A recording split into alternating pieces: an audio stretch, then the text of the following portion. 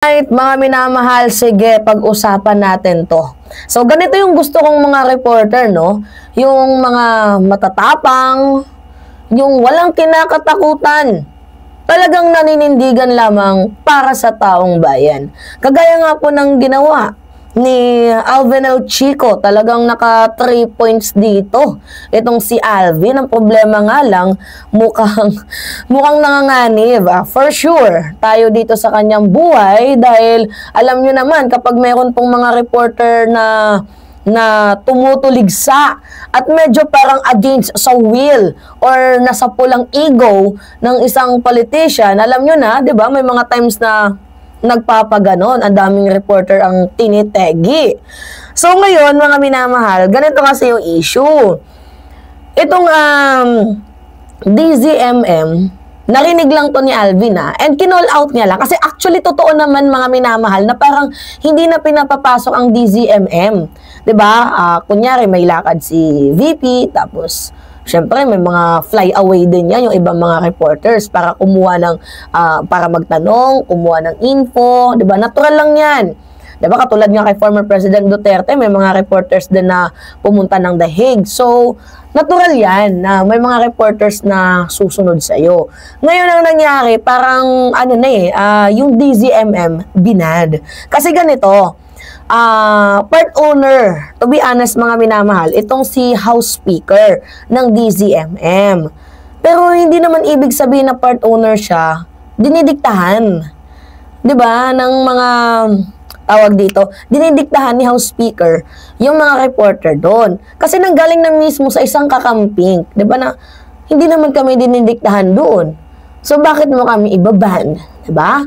So parang masyadong namimersonal si Vice President Sara Duterte. Doon nga po mga minamahal sa part na ayaw niyang papuntahin or talagang wala na yung pinapavanish niya mga minamahal sa madaling sabi itong DZMM. So masyado niyang pinipersonal ang mga issue. Kung ako naman, kung sa tingin mo na mayroong bias, diba?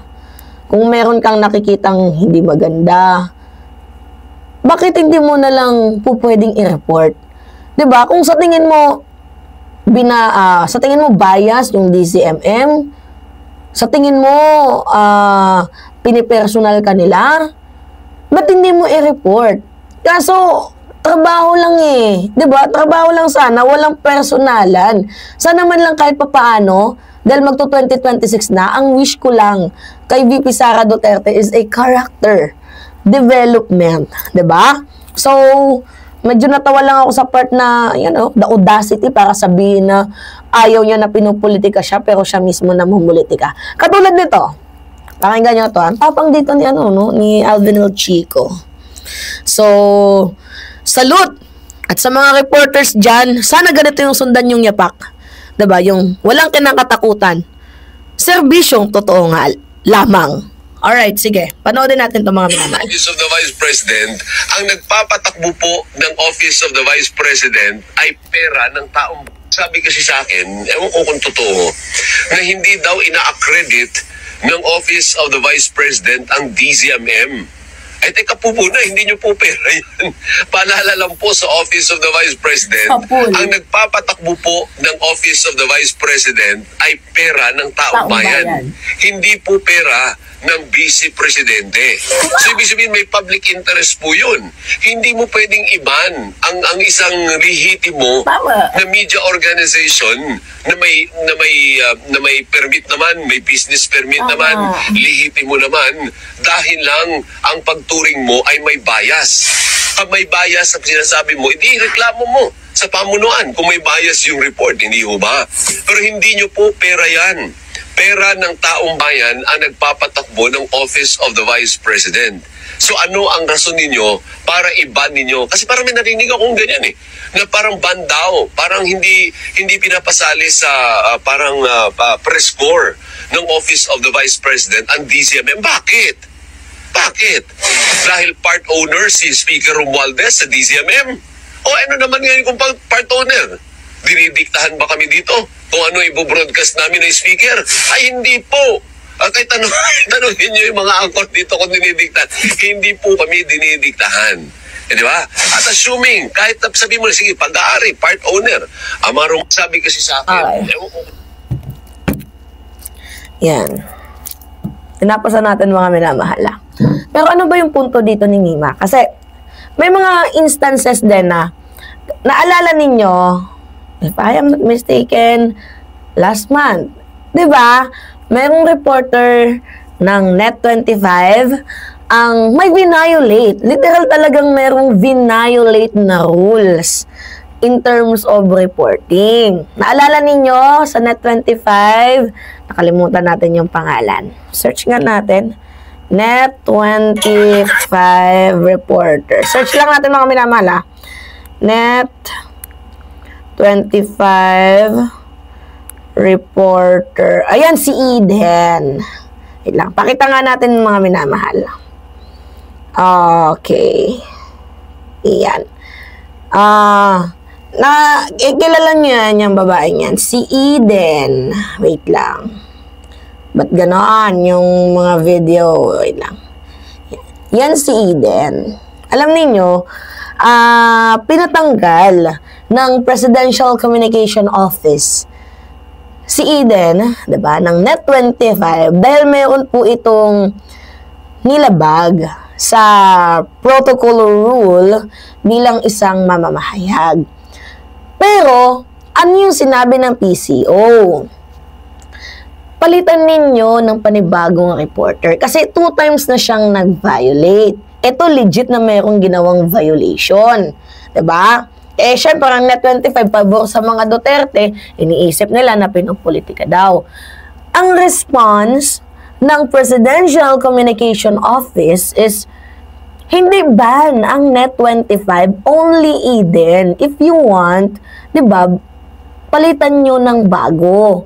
Hindi ban ang Net25. So, di ba, that is a professionalism, which is wala talaga nun si VP Sara Duterte. Not because na natanggal si Eden dahil sa mga serious question. No, mayroon siyang violate na protocol.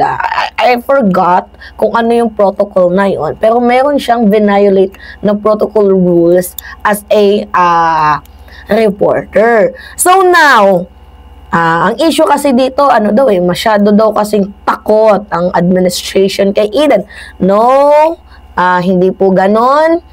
Ang gusto lang po ng Malacanang, syempre, pinangalawahan niya pa Nung una, pinalagpas. Ngayon, pamangalawa pa. Ngayon, ang ginawa ng ating ng gobyerno, binan si Eden, 'di ba, para makalapit sa pamamahayag, lalo na sa ating presidente.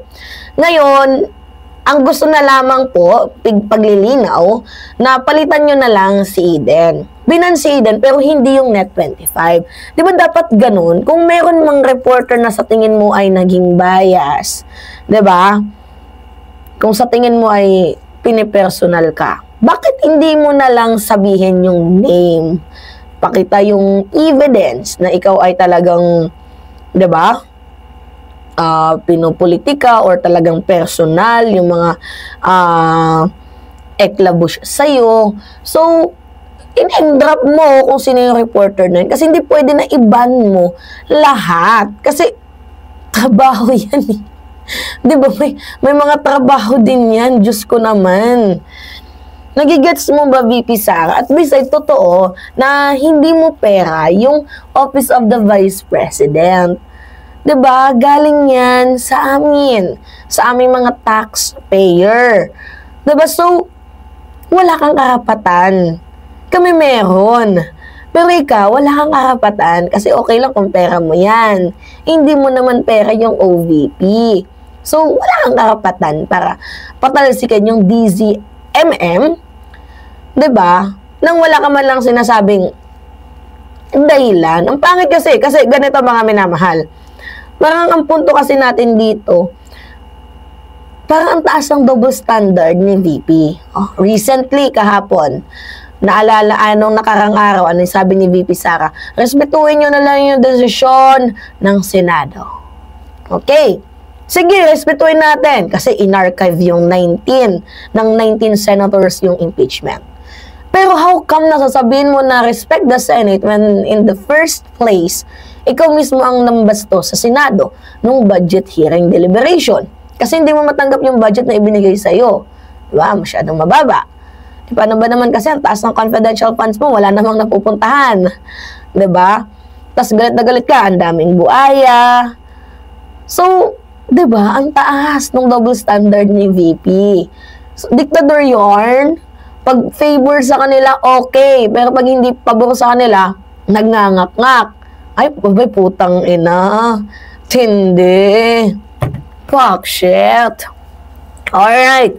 Mga minamahal. Anyway, kayo, ano yung masasabi nyo sa issue na to? Anyway, mga minamahal, it's me again, Alicia nyo. Yes. Pahingi lang po ako ng comments, likes, and share. And also, don't forget to click the subscribe and always hit mga minamahal notification bell for more update. Kagigising ko lang kasi, yeah. Natulog ako ngayong So, kagigising lang ni Mima. So, yun lamang po mga minamahal at ingat mga kababayan.